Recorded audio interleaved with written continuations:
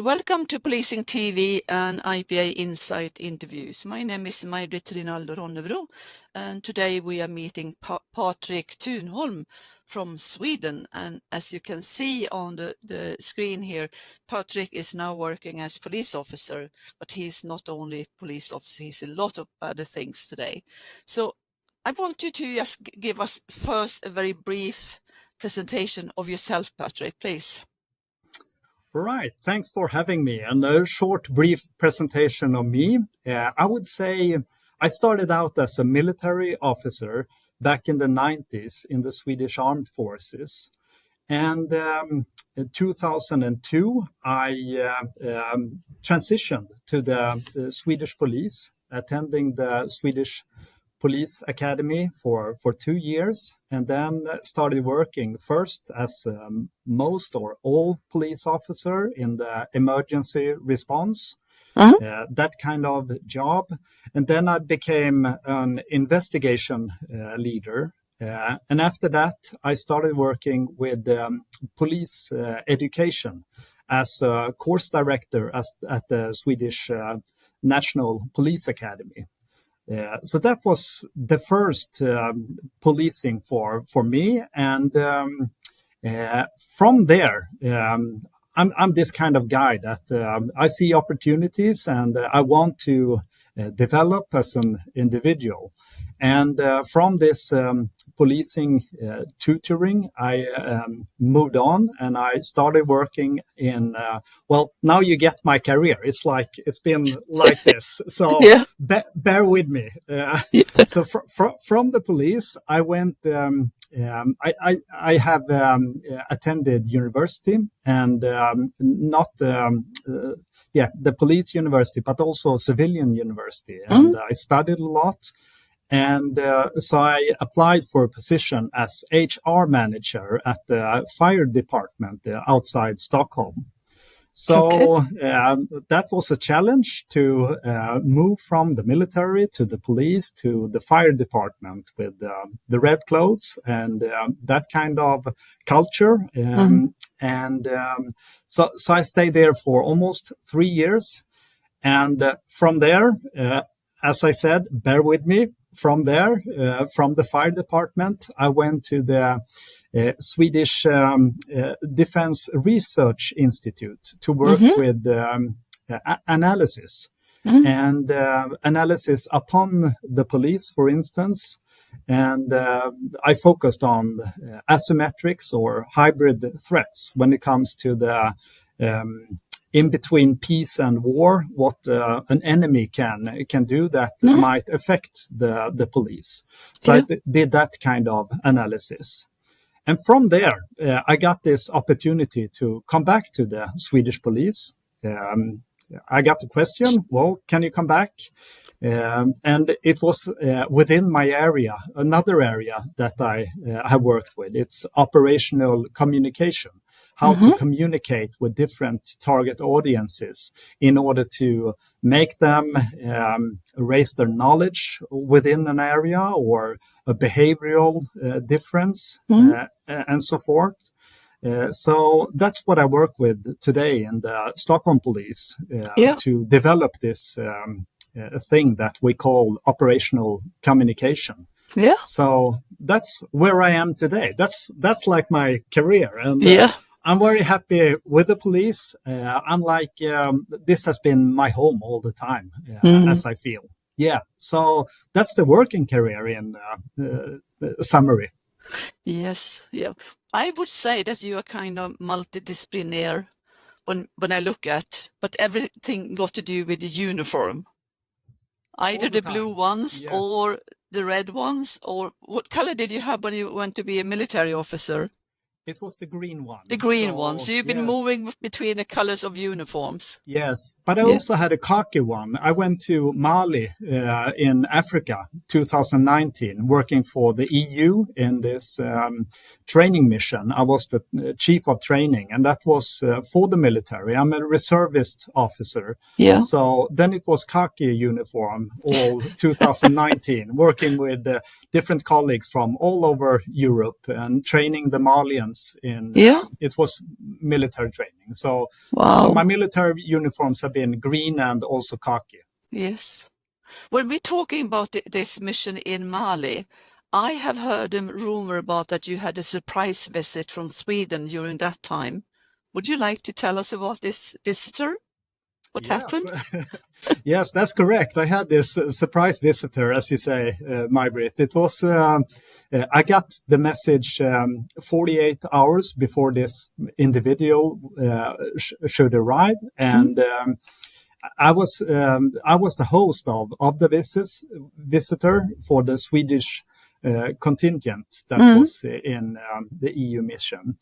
And why was it 48 hours that I got the message? Well, it was due to security circumstances. Yeah. Because this person was, in Sweden, we have two generals that have 4 stars. One of the generals is the supreme commander, and my visitor was the other general. And it was the Swedish king that came to visit to look into what we did in the mission. It was a big thing for me, having lunch with the king and having a speech during the lunch for the king and so on, and also introduced the work that we did. We were 7 people from Sweden, but the whole mission was approximately 300 persons from Great Britain. We had France, we had Estonia,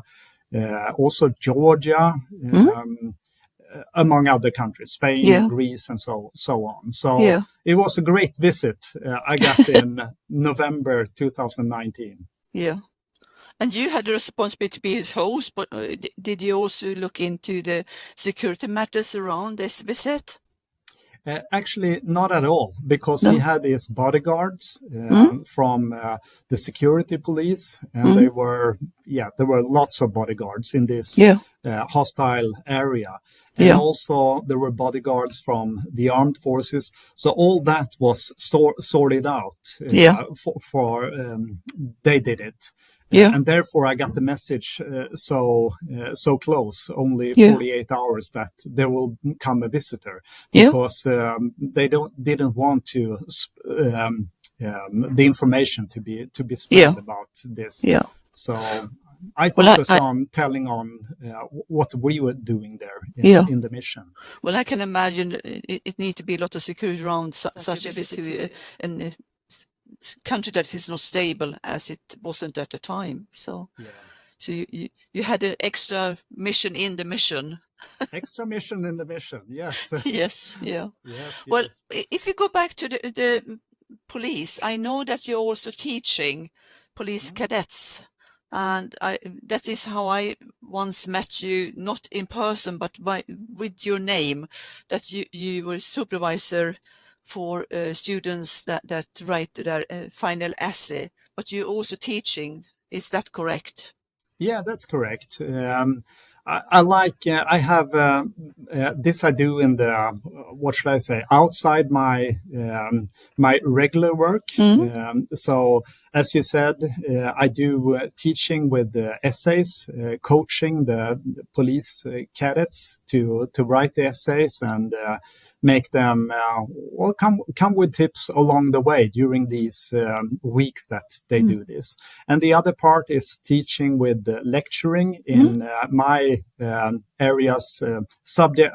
I would say I'm a subject matter expert upon things like mental health and meeting persons with bad mental health within as a police officer, and also meeting people that are drunk or drug abusers, how with legal stuff around those things.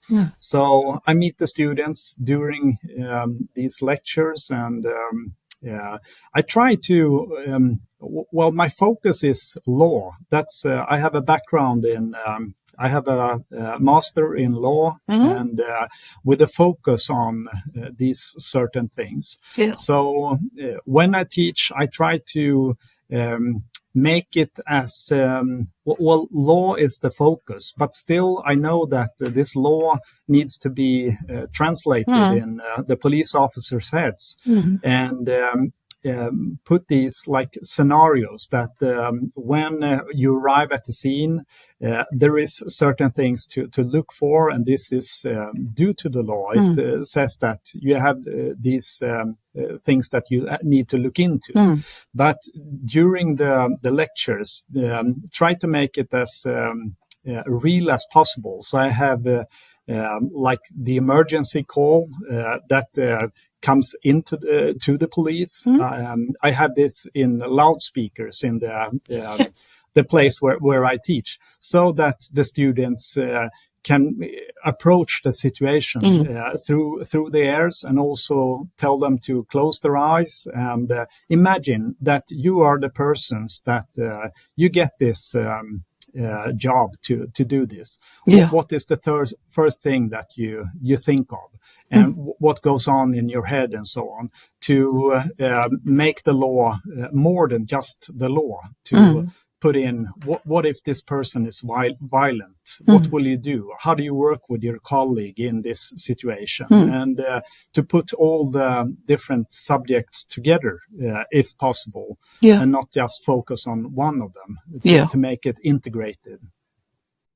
Well, I think that's a really crucial way to make students, any student, but particularly police students, aware of that the law is the tool, but they need to know a lot of other things around it as well. And I think that was really a way to describe how you can make them understand the situation, but also at the same time bring their head into the law book, but also all those other practical things they need to remember to do. Because what you mentioned about this with communication, every case you need to communicate with difficult people, and people in stress or people in really severe situations.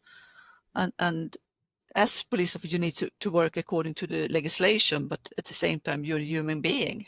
Yeah, absolutely. A human being that I use my voice, and that's one thing that I speak to the students about, that well, if you use your voice in this situation, maybe you don't have to use violence. And if you don't succeed with your voice, maybe you have a colleague that's more successful in this situation. And all this with mental preparations before coming into something, what goes on in your head, and what is the worst thing that could happen, and what's the best thing that could happen, but what's the most likely thing that will happen, and to see into different scenarios, and all the time to move into the patrol car. What goes on in the patrol car, so that I don't stand with, well, the law book, and I say, this is the way things should be done. Well, it's not that simple. We're human beings, as you say, and it's very important to bear in mind. Yeah. Thank you, Patrik. Well, this was episode 1, and we speak with Patrik Thunholm from the Swedish Police, and he's been talking about different works he's been doing, all the different professions with different uniforms that passing through his life. And we ending the episode number 1, and soon I would like to say welcome back to episode number 2 that will also be recorded.